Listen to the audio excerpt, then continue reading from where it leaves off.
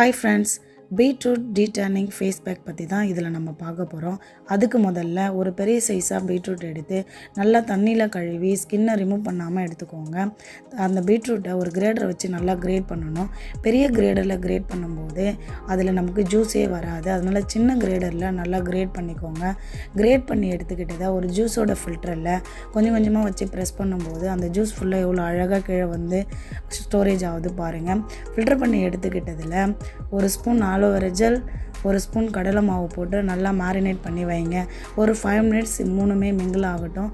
அதுக்கப்புறமா நம்ம ஃபேஸ்லேயோ கையிலையோ அப்ளை பண்ணி பாருங்கள்.